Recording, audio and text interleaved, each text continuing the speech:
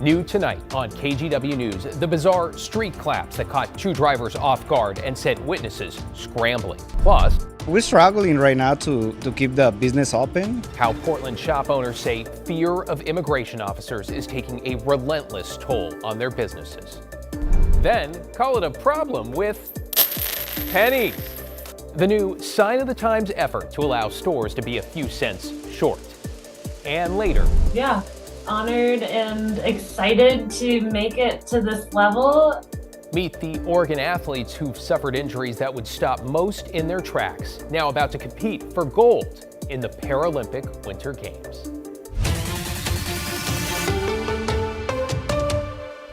Good evening and new at 11, a stunning lawsuit that alleges decades of widespread sex abuse inside Clark County's Juvenile Justice Center. We're glad you're with us tonight. I'm David Molko. A warning, some of the details here are disturbing. Let's bring in Alma McCarty. And Alma, survivors say staff isolated, groomed, threatened, and abused them. David, an attorney for these survivors, says they've never met and don't know one another, but their stories are strikingly similar, with patterns of alleged abuse that go back almost 50 years.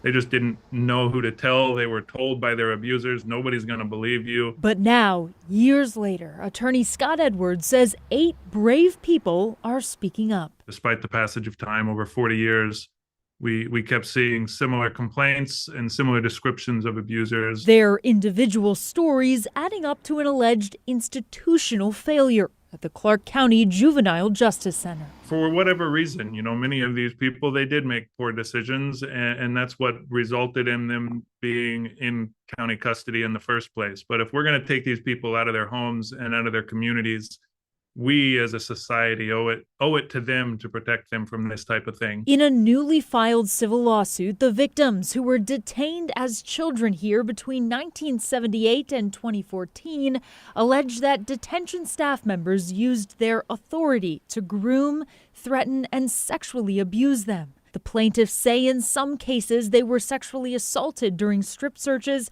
or isolated in supply closets and cells and other blind spots. Staff members, they allege, would retaliate or threaten physical harm to silence victims or provide contraband to groom them. When they tried to speak up, the complaint alleges the victims were ignored or dismissed. Just based on the similarities of abuse and the countless youth who have gone through the youth correction facility, I have to imagine that there's others out there who maybe they've held this their entire lives, haven't told anybody. Edwards says the survivors now hope to be heard. And if this lawsuit can be a vehicle by which we can both hold people accountable and prevent future harm to children in our communities, that's what we're trying to do. We reached out to Clark County for a statement. They said they do not comment on pending litigation. We followed up to ask about a person named in the lawsuit who appears to still work for juvenile detention.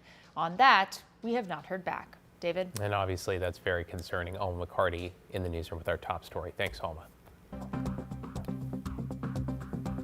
To get you caught up on tonight's other headlines now, a man in Clark County has been charged with murder after a woman's body was found on state forest land on Valentine's Day. Investigators have identified the victim as 34-year-old Tori Garza. Detectives say they used her cell phone data and surveillance video to identify her suspected killer, 66-year-old Andrew Brunette. Officers arrested him in Woodland on Tuesday. To the coast now, where a logger near Seaside had to be airlifted to a Portland hospital after a log rolled on top of them. This was along Highway 26 just afternoon. The logging crew was able to free the worker and meet first responders at a rest area. No word on the logger's condition. Portland Public Schools says it is now $10 million short for this budget year. That's on top of a $50 million deficit for next year. PBS says the unexpected surprise, if we could call it that, is due to higher than expected safety and transportation. The district plans to pause spending in all budgets, tighten spending on substitutes and overtime, and cancel a professional development day. As we see cut after cut after cut, it's hard to hang on to that because people are scared. People are nervous about their jobs, their livelihood. The district had already proposed cutting 300 full-time positions to make up for next fiscal year's shortfall and says those cuts could now happen sooner. And Oregon Republicans are calling on Democrats to stop their effort to put transportation taxes on the ballot this May instead of November. Today was the deadline.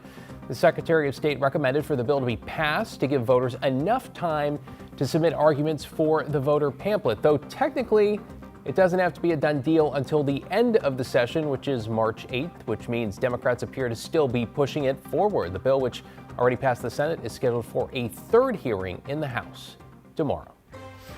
All right, let's switch to a live look over downtown Portland now, where it seems we're in for some chilly overnight weather. Chief Meteorologist Matt Zafinos here with the first look at your forecast. Hey there, Matt. Hey, David. Yeah, it is going to be cold overnight tonight and for the next couple of nights, but we'll get a whole lot of sunshine in the afternoon. So the trade-off may very well be worth it. Now, keep watching to see if fog has begun to form in the valleys yet. And so far, nobody's really seeing reduced visibilities. We're down to 40 degrees in Portland right now, though, but several places are colder than that. This is what it looked like this morning in Newburgh, and there will be areas that look like that tomorrow morning. Other areas will get frost, and that'll preclude fog from forming. Look, it's already down to 34 in Scappoose, 39 over in Happy Valley, 37 in Hillsborough and Beaverton. So again, cooling off rapidly now with a clear or at least partially clear sky. And with these low temperatures, again, fog and frost will be a thing. But it burns off by about, give us say 10 o'clock or so. The sun's out and it's going to be a mostly sunny day. And we get up to about 52 tomorrow. But it gets even warmer as we go into the weekend, David. More on that in a bit. Oh, looking forward to that. Thanks, Matt.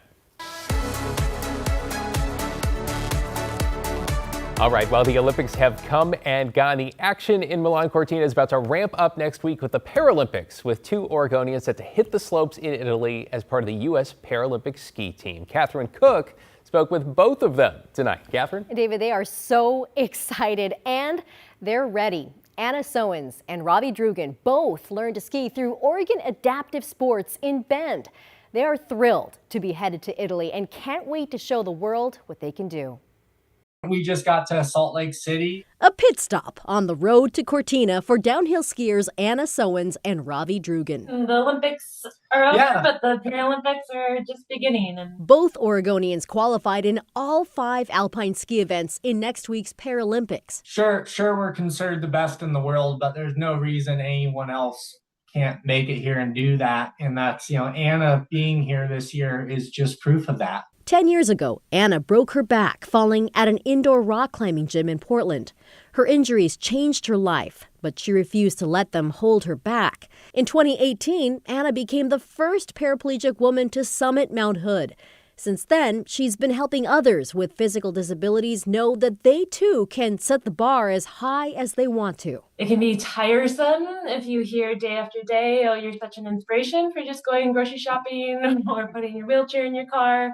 But there are people doing really exceptional things, and I think it's important to get that message out. Growing up in Eugene, Ravi dreamed of making it to the X Games on a skateboard. When he was 14, he lost his legs above the knee after getting hit by a train. Wanting his son to stay active, Ravi's dad signed him up for a ski trip in Bend through Oregon Adaptive Sports. He never looked back, just forward, on skis, around 70 miles an hour. Let's go, Ravi! I'm more capable than the average person when I'm on the mountain skiing. So it gave me complete freedom to do what I want. And being in a wheelchair, it's super fun to get out there and rip around. Both athletes are grateful for those who'll be watching them back home. Hopefully winning. Chasing their dreams in front of the world. The opening ceremony is set for Friday, March 6th. It'll stream on Peacock. That's where you can also catch Anna and Ravi. Their first events are Saturday, and we'll be cheering them on. David? Oh, we certainly will. Great to see them smiling and laughing and looking forward to it. Thanks, Catherine. There's every reason to stay here.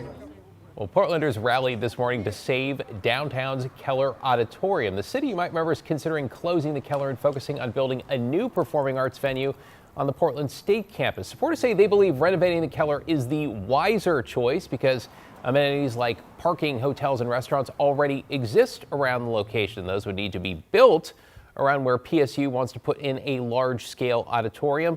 A city commission market study found that Portland could not adequately support two of those venues, meaning the original plan to open the new venue, then renovate the Keller, et cetera, appears unlikely. One small business, Murata Japanese restaurant, is right next to the Keller. The owner telling us if the auditorium closes, her business would suffer. On show days, it's really our moneymaker nights. We are just packed with reservations. We're fully reserved on show days. Portland State says it would like to see both sites flourish, and Mayor Keith Wilson emphasized that no final decisions have been made.